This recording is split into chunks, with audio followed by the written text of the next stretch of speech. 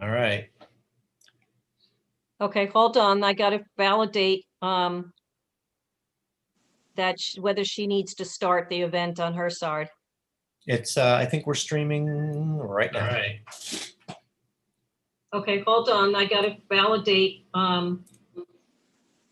that whether she needs to start the event on her side. Oh, okay. Because It's, we are. I think we're streaming Yep. right now. All right. It says we're live. Hold on. I got to validate that whether she needs to start the event on her side. Oh, okay. It's, I think we're.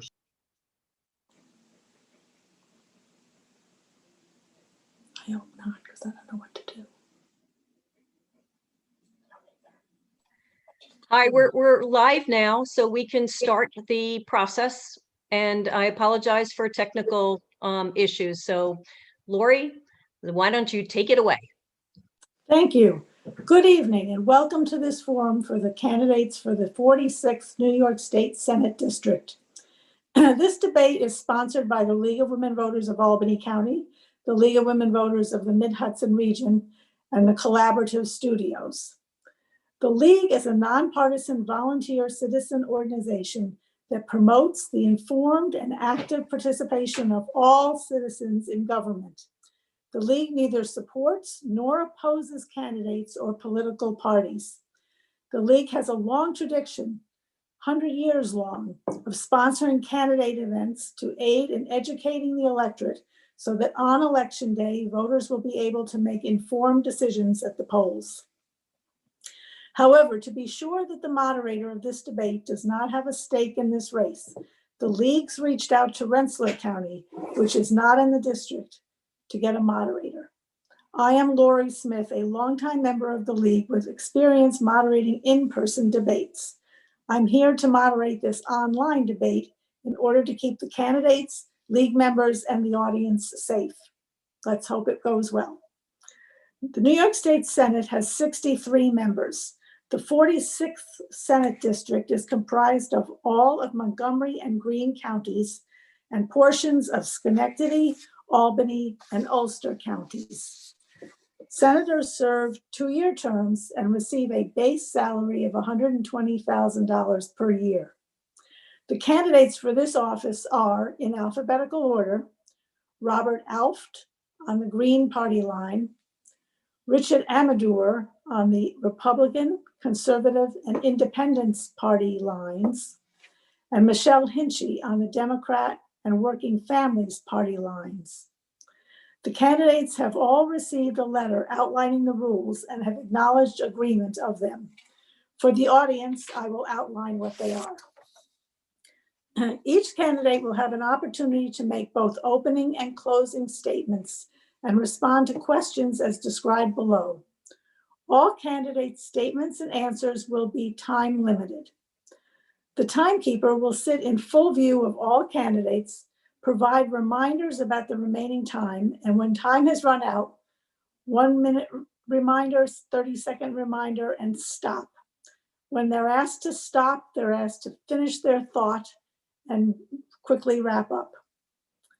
Candidates will have virtually drawn lots to determine the order of their opening and closing statements.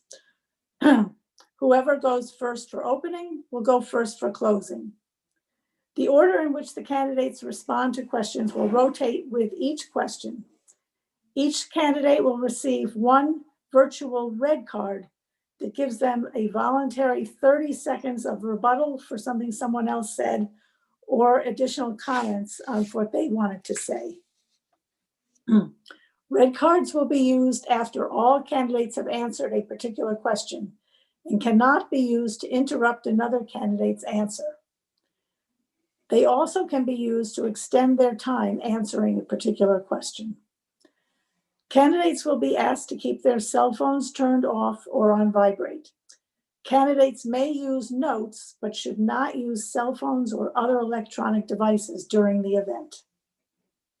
Questions were taken in advance via an online form and submitted up till last night at midnight. They have been selected by the best submitted and organized by topics. They may have been reworded from what you submitted to make them clearer. This event is being live streamed on the League of Women Voters Albany YouTube channel with a link on the League's website. The live stream is also available on the League of Women Voters Mid-Hudson Facebook page with a link to its League's website. Live stream on Spectrum Channel 1302 and FiOS Channel 37, available in the City of Albany and the County of Schenectady, will be available until November 1st. Now we are ready to begin the debate. And based on the virtual picking of the numbers here, Mr. Alft goes first. So Mr. Alft, you have 2 minutes. You have to unmute yourself. Unless I can do it. All right, thank you, League of Women Voters, for giving me the opportunity to speak tonight. And thank all of you for taking the time to tune in. My wife and I have lived in Voorheesville for over 27 years. We raised our 3 children here and intend to spend our retirement years here as well. We love New York. I'm running as a Green Party candidate because I want to expand the conversation and directly address the pressing issues of climate crisis and economic justice. As you know, the Green Party has long stood for a Green New Deal, single-payer health, marijuana legalization, free college tuition, and a living wage. These were all radical ideas just a few years ago, but now they're in the political mainstream. In a state that's home to over 100 billionaires, and a state that is by all measures the most affluent state in one of the wealthiest countries on earth, we have a state government that's facing a $16 billion deficit. Our local and county governments and school districts have been strapped with raising property taxes while making ever deeper cuts, budget cuts, and layoffs, and that was before COVID. Now, 3 times since 2000, we've bailed out Wall Street in historic recessionary downturns. And today, Wall Street is doing just fine after the bailout tucked away into the CARES Act. But on Main Street, we're still seeing unemployment figures of 8 to 10%, and way too many businesses are closing their doors for the last time. And so what I'm going to be asking Governor Cuomo to do is to, for example, is to stop refunding the stock transfer tax, which means we're giving away $16 billion back to Wall Street that came off of a small tax on transactions on Wall Street. So we need revenue for all the things that all 3 of the candidates want, and that's what I want to ask for tonight. Thank you, Mr. Alf. Next is Mr. Amador's turn. Thank you, League of Women Voters, for hosting us this evening. My name is Rich Amador, and I want to be your state senator from the 46th Senate District. I grew up in the 46th District, and I chose to have my life here and live my life here. I live in a small farm in Rensselaerville in the hill towns of Albany County with my wife, Ann, of 30 years, and my 2 young adult children, Mike, 26, and Sarah, 24. I never envisioned myself running for public office, for elected office, but I've always been a public servant. After serving the Army in the 80s, I did a brief stint as a union carpenter down in Saugerties, and then I became a New York State trooper. I served in Greene County for the majority of my career, over 25 years, and then I recently retired from the state police as the executive director of the Troopers PBA. I also served in my town as a planning board member for 15 years, the last 5 as chairman. I see this as an opportunity to continue my service. It's continuing to have a strong voice for upstate New York. I love the state of New York, and I think we're moving in the wrong direction. Under one-party rule in Albany, the state is on a dangerous path. The bail reform legislation has left us less safe in our homes. There's a tax and spend philosophy driven by New York City Democrats that has made it too expensive to live here, and it's run businesses away. Our economy and many of the industries we have are struggling, and especially in this time of coronavirus. My children are both at the point in their lives where they're making decisions on where to start their careers, start their families, and settle down. I would like it to be here. I still love the community. I love the town I live in, But with no public safety and less opportunity than there's been, why wouldn't they join the millions of other people and flee the state of New York for a more affordable life elsewhere? I'm running for my family, for your family, and for all the small business owners and family farms. I want to be the voice of upstate New York in a balanced Albany. Thank you.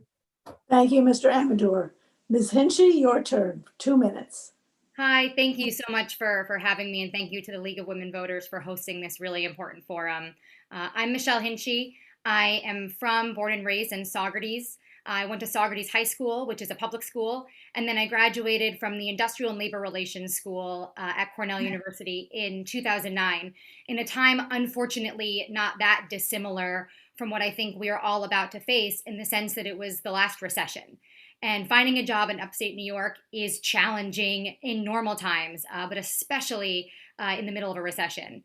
I was really fortunate enough that I landed a job from an internship that I had that set me off on a 10-year career path in communications, working for technology companies and media companies. But at the end of the day, for me, I always felt like there was a lot more to do and to give back and to be involved in my community. And then a few years ago, I started looking around at how I would do that. And then my dad got sick. And he passed away in 2017, and it was a crash course for me and my family in just how broken our healthcare system is. You can think as a congressman that he could have some of the best health insurance, and we actually had to sell land to pay for his home care. And if that's what we were facing, I'm sorry, but what is everybody else facing? That's why I'm running for state senate. I am running to be an advocate for you and our upstate communities. It is clear to me that we need more upstate voices in the majority conference in Albany, advocating for our communities and the things that we need here and the issues that have faced our communities for years. We need to build out infrastructure, make sure everyone has access to reliable broadband. We need economic development so that my kids and our friends' kids and your kids can stay here. We need to protect our natural resources, and we need to make our communities affordable. So thank you so much for holding this forum, and I look forward to answering all of your questions. Thank you. Okay, now we're into the question phase. The first question is going to begin, I'm going to begin with Mr. Amador. And that question is about the pandemic.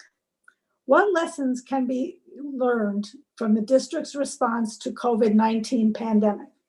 How can we be better prepared in case a similar situation occurs in the future?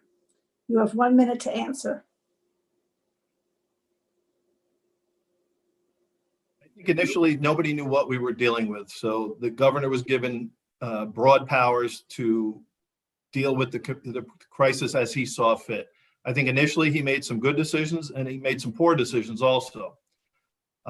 We're 10 months into the crisis now. Where is the leadership of the Senate and the Assembly? Where have they been in order to now take a look how things are going?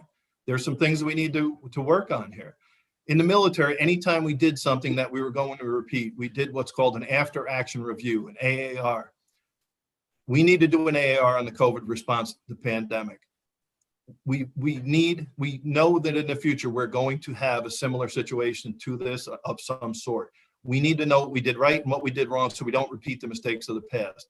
For instance, broadband. We realize now the broadband, every Zoom forum we go to, we have problems with. This is a true problem if upstate New York's broadband can't even hold this infrastructure. Perfect timing, Mr. Amador. Ms. Hinchy, your turn.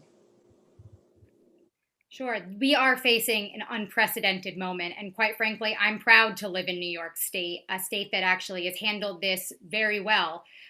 There are things, though, of course, that we need to look at. The infrastructure piece is critical, as we've talked about a bit here. We're asking families to decide if they have one car, do they go to work or do they bring their kid to sit in the parking lot of a library to do their homework?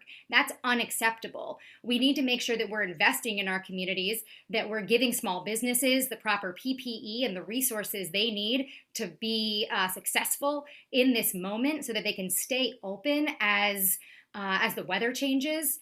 And we also need to make sure that we prepare for a possible second wave. We need to look at the things that we did right.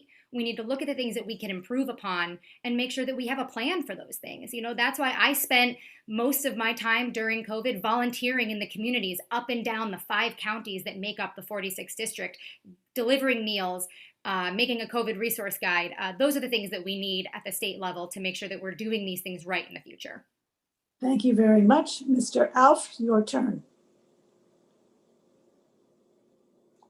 Mr. Alf, you need to unmute yourself. There we go. The Okay, pandemic has actually ripped the mask off of a lot of our vulnerabilities, not only as a nation, but here in New York State. Currently, we have a governor who is going to be begging a Republican Senate to pass some legislation that's going to bring money into our communities and into our local governments. I don't see that coming. But we do have a lot of money right here in New York. And I think that it's time that we started taking care of ourselves as we always have been able to for many years. And I think that we need to reform the way that we collect our taxes. I think we need to, as I said, get rid of refunding the stock transfer tax. And there's also ways that those of us who have the fortunate circumstance where we have some money needs to pay a little bit more, and the rest that need these services and need the infrastructure get what they need as well. thank you, Mr. Alf. Okay, we're up to question 2. Ms. Henchy, you are going to be the first to respond to this. This is about reproductive rights. If Roe versus Wade is overturned, would you support the protections of reproductive health care at a state level? Absolutely. It's imperative that we protect those rights at a state level. I'm proud that New York State passed the Reproductive Health Act. I support that and will do everything in my power to make sure that we don't overturn that at a state level. A woman's choice is a family choice. It is not a politician's choice to make. We need to make sure that we are protecting those decisions and the rights of women and families throughout this district. So absolutely, I would protect that. Thank you. Mr. Alf, your turn next. Okay, I fully agree with a woman's right to choose. I also would expand the idea of Medicare for all so that all women can have all the prenatal care that they need, and the children that are born have all the care that they deserve and need in this state as well. It's really, again, it's all about money. If you are poor and extremely poor, you do get some services. But people in the middle class and people who are paying really high premiums under the current Obamacare plans, they're strapped, and people skip appointments, people skip medication. And I think it's time that we took a good hard look at the way we deliver healthcare in general in New York State. Thank you. Mr. Amador, your turn.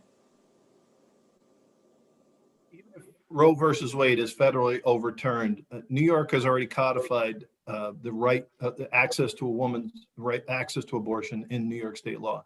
There's no chance that that's going to be overturned in the next few years, with the assembly being over 2/3 of the Democratic conference over there.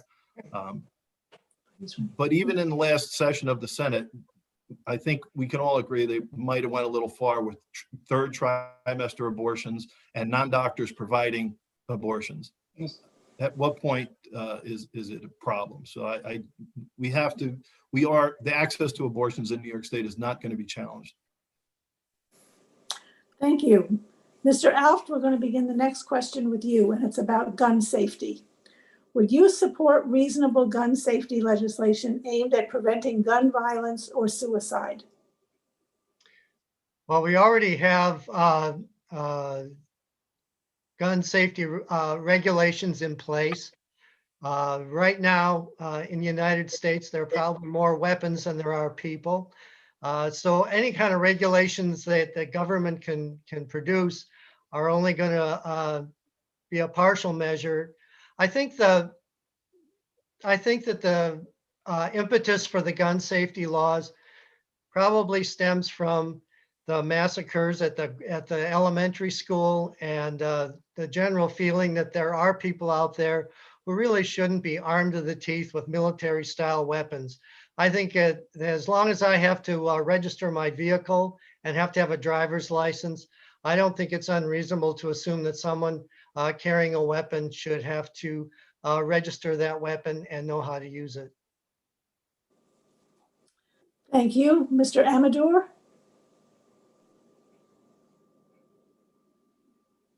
New York already has very many restrictions on firearm safety. When the SAFE Act was passed, again, it was rushed legislation that was not done properly. They didn't get the proper people in the room to write the legislation. They shoved it through under cover of darkness.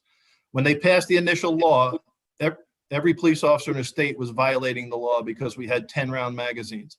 The law, if you remember at the time, had a capricious and arbitrary number of 7-round magazines. So every police officer in the state was already violating that law. I spent my life as a firearms instructor. The last 23 years, I taught firearms. I was actually a senior firearms instructor. I truly believe in the safe use of firearms. Firearms are a tool in the trade, and we need to work more on illegal guns, because if we just make our legal gun owners felons, that doesn't seem to solve the problem. Let's get the illegal guns off the street, and let's focus on that. But let's not keep adding burdens to legal gun owners. Thank you. Ms. Hinchy, your turn. Yeah, thank you. I support responsible gun ownership, and I agree actually that the SAFE Act had a lot of issues with it, and it was actually passed by the Republican majority in the Senate at the time. I believe in responsible gun ownership. I grew up with rifles in the house, but at the same time, to address your question, we need to invest in mental health services. We're seeing suicides and we're seeing violence because people don't have access to the health care and the resources that they need. So let's make sure that instead of taking away healthcare, instead of taking away mental health services, we are building that. We are providing that to people. We are destigmatizing the need for mental health services. And let's focus on getting people the actual help they need to solve these problems. Thank you. Question number 4, we'll begin with Mr. Amador, and it's about the environment. Both Queens and Albany County have passed clean air laws to limit the burning of solid waste, including in Albany County, PFAS chemicals. Should there be a comparable New York state law? Yeah, I lived in Ravenna for a short time, and I don't know if you remember, but Ravenna had smokestack emissions down there that were very bad for the environment. They did spend millions of dollars recently to put new smokestack equipment in there, and hopefully the problem is a little bit better.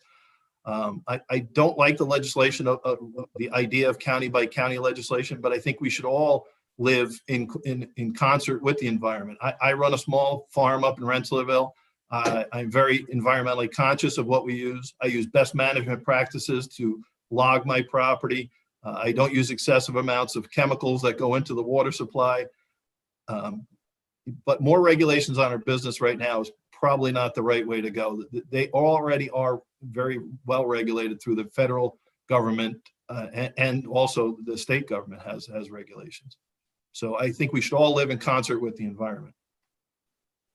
Thank you. Ms. Hinchy? Sure. Yeah, access to clean air and clean water is a human right. I grew up believing that fundamentally. My father actually passed the first clean air and wrote the first clean air and first clean water laws at the state level. The fact that we're still talking about this decades later is a travesty, quite frankly. So yes, we need to make sure that everybody, regardless of where they live, have access to clean air and clean water. And we need to work with our businesses in our communities to make sure that they have the resources they need to abide by these standards and to shift focus if they need to. We should not be putting them out of business, but we can work with them in partnership to make sure that we can still have businesses in our communities that are abiding by clean air and clean water laws. Thank you. Mr. Alft? Well, we do need some kind of a state response because there are materials coming in from fracking in Pennsylvania. There's the PFAs that are coming into our area here near Albany, where they were trying to burn them in an incinerator. This is a material that doesn't burn. It just goes back up into the atmosphere. These kind of things are coming in from out of state. I think we need strong state legislation to protect New Yorkers from that kind of thing. And I also think that along with that, we need to have a greater emphasis on doing something about the climate crisis, which is heading our way ever faster every decade. We have lost the last 30 years, and we've definitely lost the last 4 years in doing anything really that responds to the crisis that's coming right around the corner. So it's even beyond clean air and clean water. We've really got to roll up our sleeves and provide some funding and get the state cleaned up and the CO2 emissions down to zero. Thank you. Mr. Amador?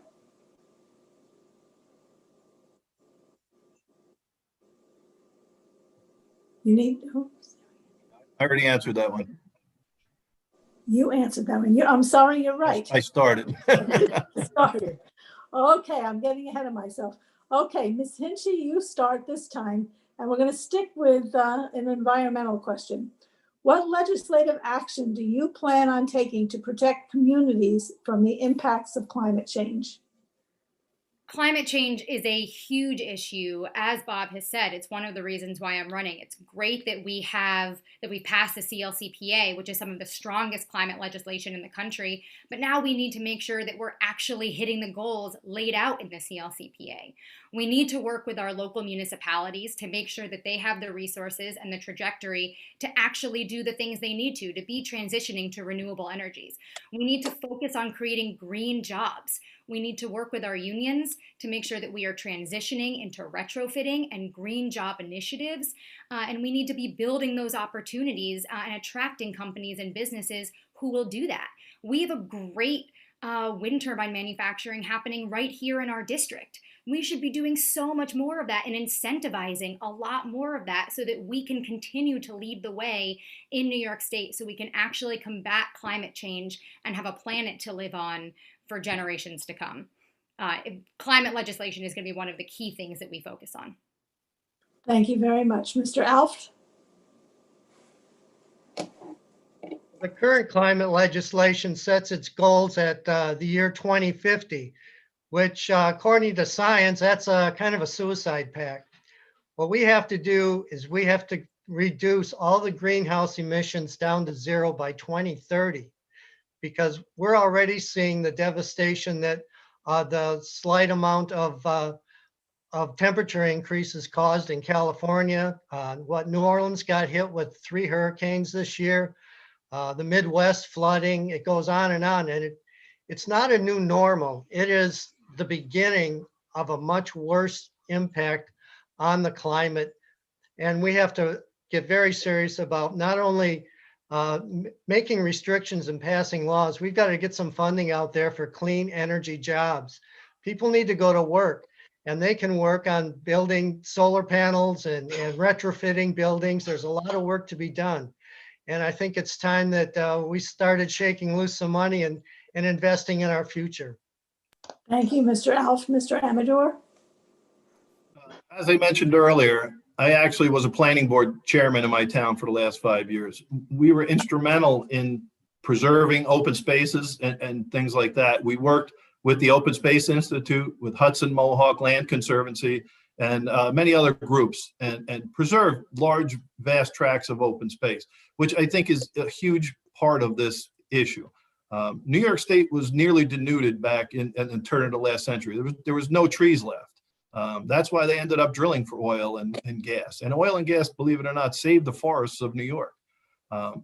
They were dirty, and they were cleaned up in the 70s by the EPA. The EPA actually turned the corner and made our water and air much cleaner.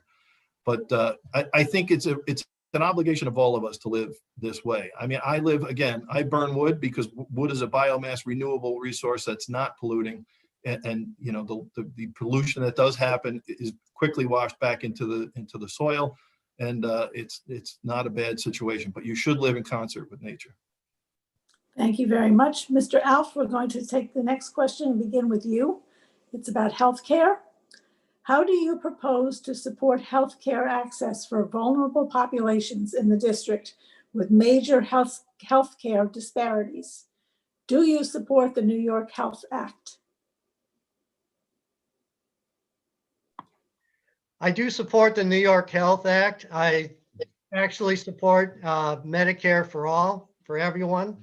However, it doesn't look like that's going to happen on a national level. So we have to be the state that puts the foot out forward and demonstrates to the rest of the nation how this can work. Right now, every county budget in this district is having to pay back something like 8 to 10% first right off the top of their budget to pay back into the state Medicaid fund. If we had a single payer system in the state of New York, that would go away. It would also provide access to medical care for everybody in the state, and everybody would be covered. And I think that's critical. And I think it would also, and as it's been shown over and over again, that a Medicare for all system actually saves money. Anybody that's ever had to talk to an insurance company, and I just had to do that today, knows what I mean. It's very complicated, and a simple system would be a lot cheaper. Thank you. Mr. Amador? We definitely need to increase our medical care to our rural and vulnerable populations. If anything good has come out of this corona pandemic, it is the application of telemedicine is expanded exponentially. We were working on this for years in my former role to try to expand telemedicine, and we just couldn't get by with all the regulation. Once this happened, they seem to open the floodgates, and now many more people can be treated much cheaper and much less cost by doing telemedicine. But I cannot support the single payer healthcare. It's too expensive. The estimate right now is 150 to 200 billion dollars. Our entire state budget is 180 billion. To double the state budget, it is just unconscionable. To think that we could do it and it's still, there's always going to be parts that are still failing. In the middle of a pandemic, we cannot eliminate our private healthcare in order to this pie in the sky that will not work. Thank you, Mr. Amador. Ms. Hinchy?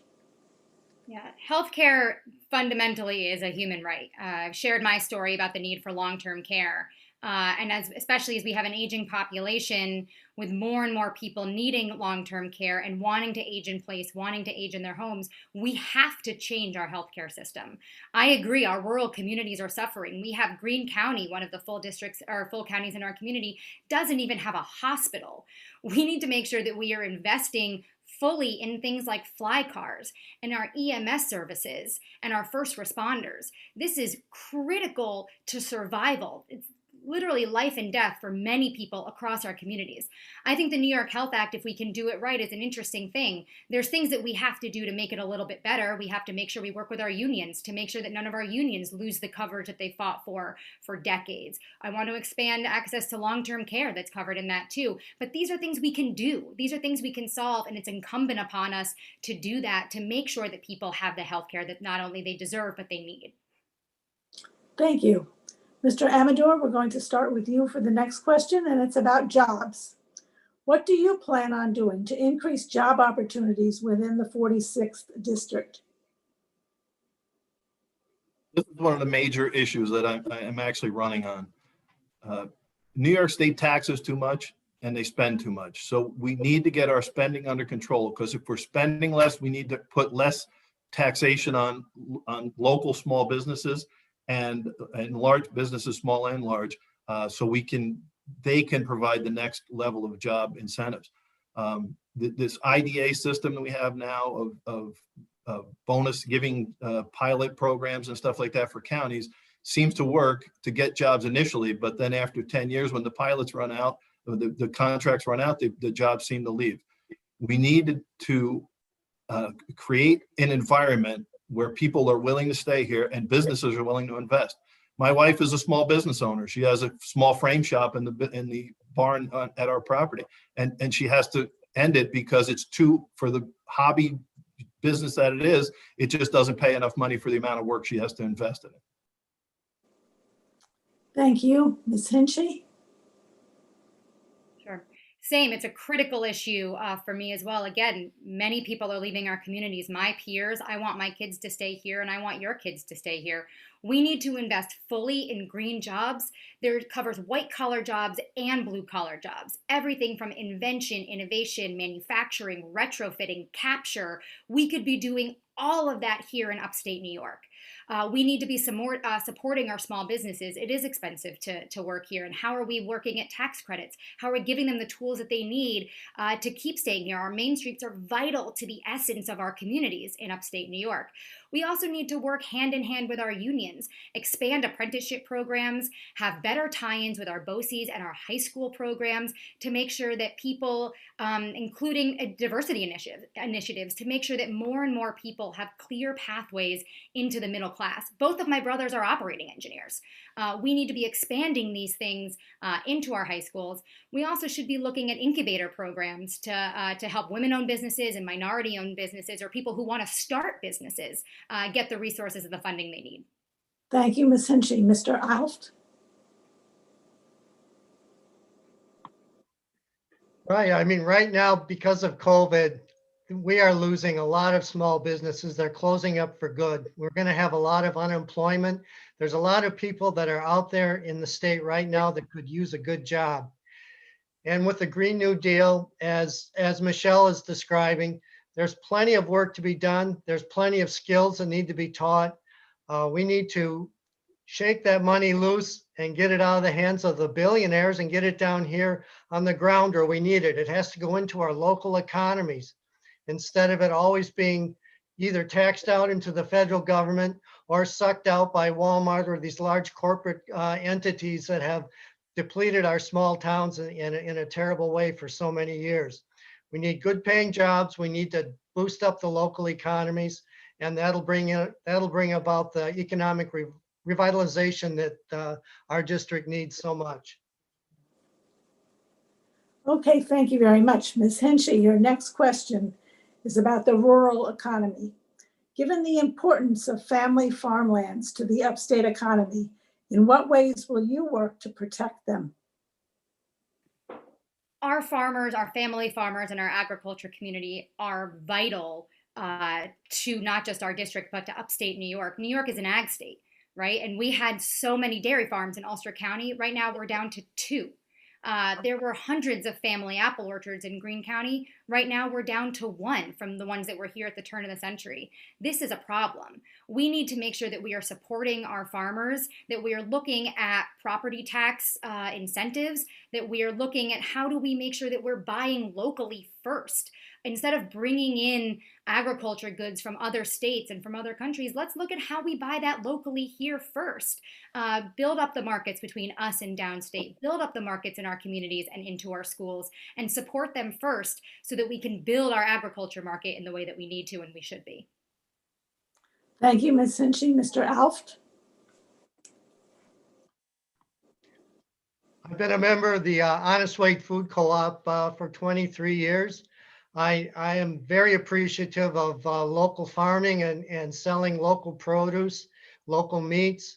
It's absolutely critical that the guys that are out here trying to raise organic vegetables and the people who are running the apple orchards, we have Indian Ladder just up the road from my house here who are doing really well this year. And I think it might be partly due to the fact that they got some great cider going out there as well.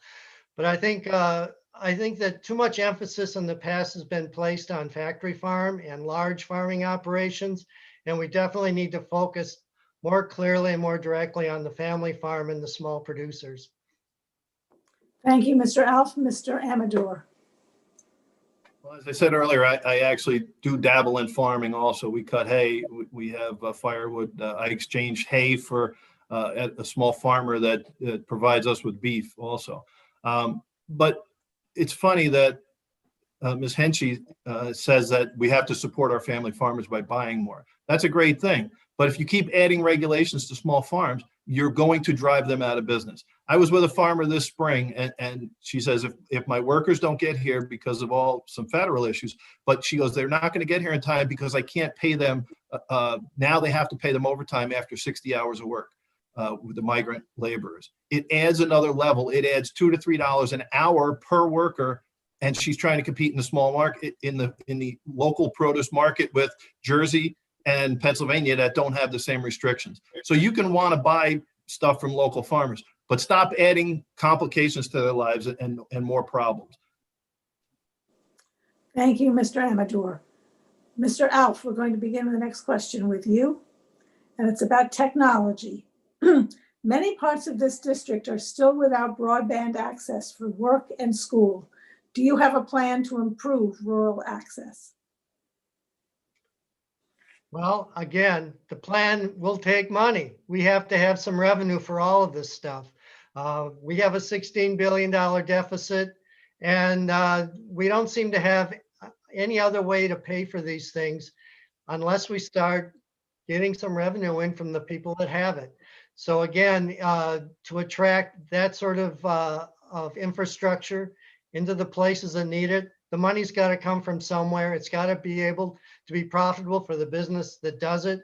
So let's get some revenue going into this economy, and let's take a look at that first, and then let's see what we can do. Mr. Amador? As I said before, is it working? Okay, as I said before, I was a planning board chairman in my town, and they wanted to put a fiber optic loop in my town in Bern. We approved it as quickly as possible. We helped them. We shepherded them through the process instead of making it obstacles and difficult for them. The line has been up for over a year now, and the project still isn't hooked up. And that project was because when the Republicans were running the Senate conference, they approved $500 million for infrastructure improvement. We need broadband improvement. The Democratic conference took over last year, and what did they do? They placed a tax on that same money. So now we're actually shrinking the amount of infrastructure we can build with that same money. We need to remove that tax from broadband and infrastructure, and we do need to build it out. I took a tour of Bern Knox Westerlo School, and their infrastructure at the school is much greater than the area that it cannot support it. So we have to get this infrastructure built in these rural areas. Thank you. Thank you. Ms. Hinchy? Yeah, for the first time ever, that was actually just passed in the Senate. Senator Metzger's bill was passed and signed that will actually, for the first time, do adequate mapping across the state to identify where there are holes, where there are gaps, and where the corporations who said they've provided service haven't, and where they've lied, and where they've been getting money back for not actually doing the job that they were supposed to be doing this entire time. We need to make sure that we are looking at that map, that we execute it quickly, and that we hold companies accountable and make sure that they are expanding service to the communities that desperately need it. We also need to work closely with our smaller telecom companies, ones like Margaretville and Delhi, ones that want to expand it to their neighborhoods, but because of their grant structure, can't do it because it will put them in the red. We have to make sure that we're working with them to get them the funding they need to run the internet to houses that have been historically left behind. This is a critical priority on day one. Thank you very much. Mr. Amador, we're going to begin with you for the next question, and it's on civil discourse and working across the aisle. Politics in recent years has increasingly polarized by party affiliation. What will you do to assure rational and civil discussion of both pros and cons of each issue that you face from the perspective of all your constituents?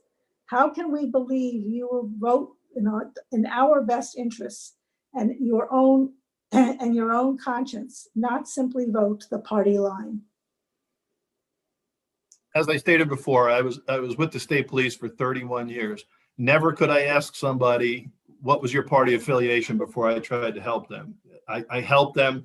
I didn't care what their circumstances were. You help people, you don't care about any of that stuff. I was a planning board chairman. I hired many members of the planning board. Not one time did a discussion of what party they were a member of. And if somebody tried to pressure me, I just told them, look, if you let me run the planning board, you let me run the planning board. I was a board member with an 18-person board with the Troopers PBA from across the state, diverse opinions from across the state. I agree. You can get loud, but you don't have to be disagreeable. I'm Italian, so I have a tendency to speak with my hands and get a little bit loud. But at the end of the day, I don't dislike anybody for an opinion they have. If I haven't convinced them, I want to go after them and keep talking. That's why I have a problem of talking to people too much, because I want to convince everybody of that I am right. And if they can convince me that I'm right, I'm willing to accept that too. Thank you. Thank you. Ms. Hinchy? it's funny to hear our opponent say that he'll be possibly bipartisan when all he's done this entire campaign is fearmonger about the Democrats and how bad they are and how he doesn't want to work with them. So sorry, but that was a little off-putting. Division on either side is not productive. It is not helpful. And quite frankly, the issues that we are running on for upstate New York and in this district are not partisan. Broadband and infrastructure investment is not partisan. Education, regardless of where you live, is not partisan.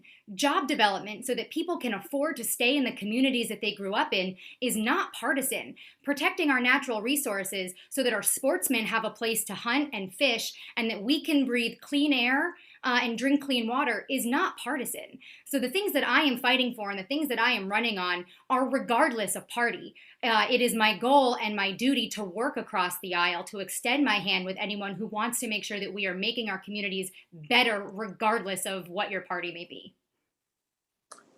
Thank you. Mr. Alft?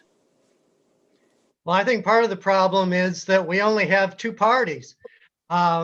This election season is going to be going with ranked choice voting. And I fully support that kind of effort. We're kind of unusual in the industrialized world in that we only have two parties that are viable in this country. Other countries, there's all kinds of parties, and it's a lot more democratic system. When you can rank your voting choices from 1 down to 4 or just 1 and 2. And that way everybody will have a voice and nobody's going to be called the spoiler. I'm in the Green Party. I'm used to being called that, even though it's not true. But I think that if we have more voices and more choices for the voters, that sort of partisan divide will disappear because there'll be more than just two opinions going at one time. Thank you. Ms. Hinchy, we're going to begin the next question with you, and it's on the opioid crisis. Ulster County Executive Pat Ryan has declared a state of emergency due to the number of opioid deaths this year. What can you do to improve the access to drug treatment and mental health services for those in need? We are in the middle of an opioid crisis. It is a travesty. Out of the 5 counties that make up the 46th district, 2 of them have the highest opioid-related deaths and overdoses across the state. That is not a statistic that we should be touting here in the 46th district. I agree with County Executive Pat Ryan, and as a state partner, we'll work with him and other county executives and local government to get our local municipalities the money and the resources they need. We need to be working hand in hand with organizations like Samadhi to make sure that they're reaching out and they are on the ground, giving constant Narcan trainings, reaching people, giving them the services, whether it's the mental health services, treatment services that they need. In Ulster County, we're about to lose a number of inpatient and detox beds. Instead of in the middle of a pandemic getting rid of our resources, we need to be increasing these so that people in our communities can get the help that they need. We need to decriminalize this and give people treatment quickly. Thank you. Mr. Alft? Being hooked on heroin is not a crime. It's a medical issue. And we do need treatment facilities. These people need help. They don't need to be thrown in jail. And that's the simple truth. There are way too many ways for people to get hooked on heroin because of painkillers that are overprescribed. And then there's all kinds of social issues that cause these things. But ultimately, to come out of an addiction like that, it takes time, patience, and money. Lots of money sometimes, especially in these treatment centers. So I agree with Michelle. We have to really focus on the medical aspect of this, and we need to give these people help and quit punishing people for being addicts.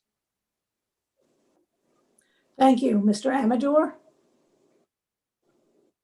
I said, I was a trooper for 31 years.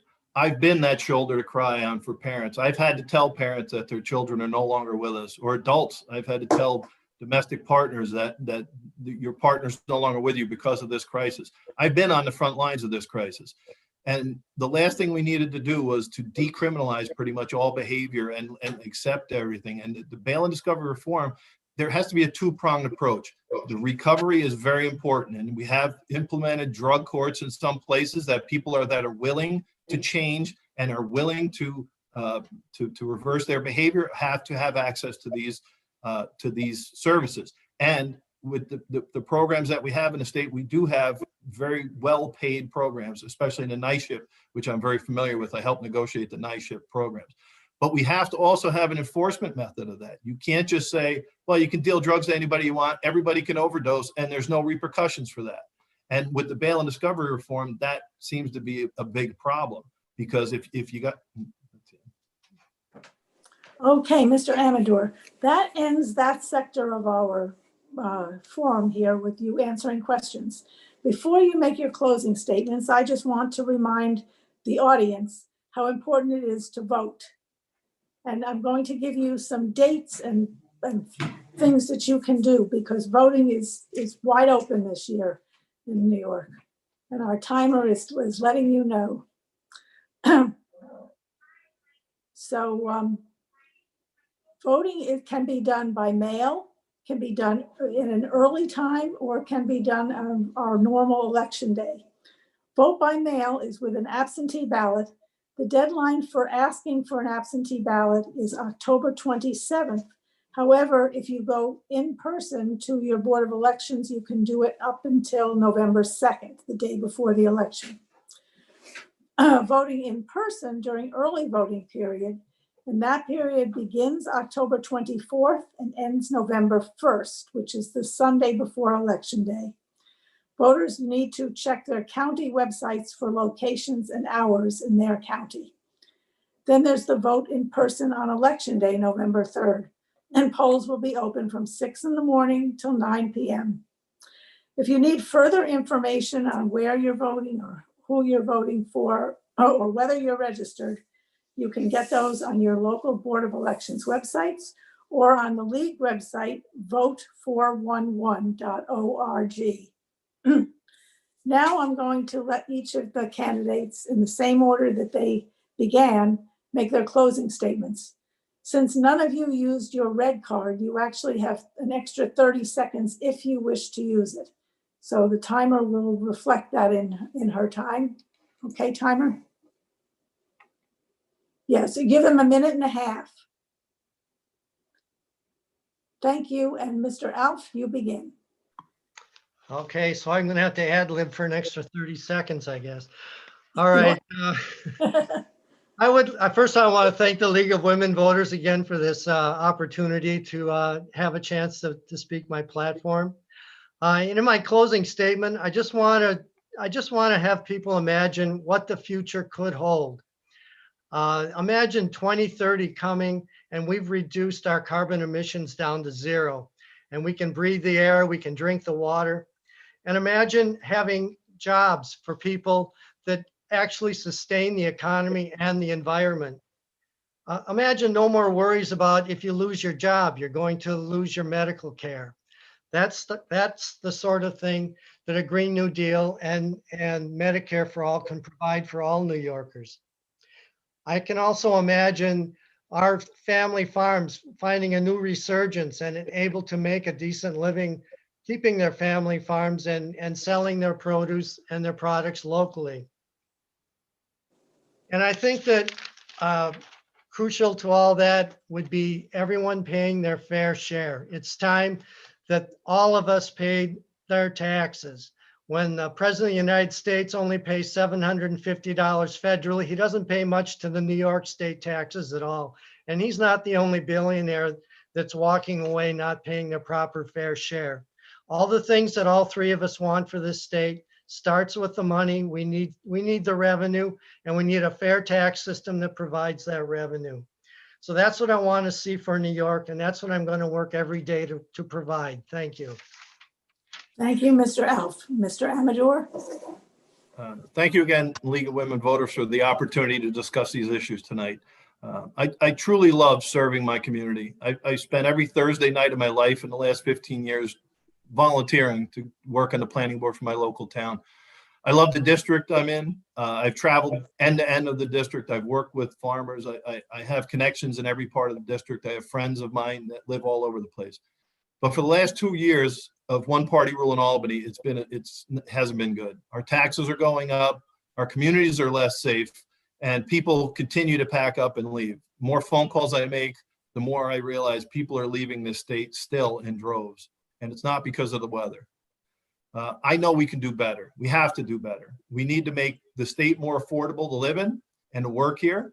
We need to help our struggling businesses and family farms continue here. We need to feel safe and secure in your own home. That's important. We need to feel safe and secure in your own home. And we need to keep our opportunities to keep our young folks from leaving. Your children and my children. So I'm running to be your senator so I can be the true voice of upstate New York. I've lived here my whole life. I've made a life here. I've made my money here. And I want to be the senator from the 46th Senate District. Thank you. Thank you. Ms. Hinchy? Yes, thank you to the League of Women Voters for hosting this forum, and thank you everyone who is tuned in to spend your evening with us, listening and learning about this race. Local government is so important. We get lost a little bit sometimes in the national, but our local government is so important.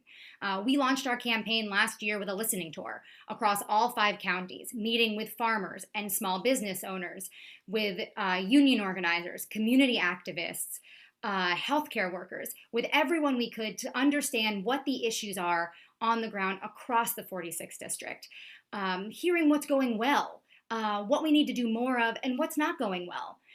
It is so critically important that we look to the future.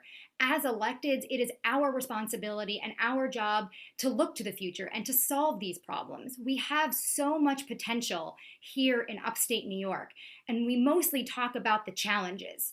For me, challenges are opportunities. They are just issues that we have not spent enough time thinking about or talking about and solving. We need more upstate voices in the majority conference advocating for our communities, making sure that the money comes back to our communities so we can build out our infrastructure, making sure that we have job opportunities for our kids and that people want to stay here, and that our environment is protected, and that our unions are strengthened, and that healthcare is for everyone. I agree with Bob that we need to make sure that we're creative in funding coming back into our state. It is critical that we fund our public institutions like our education systems and our hospitals. As an upstate voice, I can fight for that in the room and at the table. Thank you all so much for tuning in. If you want to learn more about our race, please visit our website. It's hinchy4newyork.com, hinchy4ny.com. We look forward to hearing from you and answering any questions you may have. We will be an advocate for you in Albany. Thank you very much. Thanks to everybody for your participation. You're following the rules, keeping things where they're supposed to be. Turn off my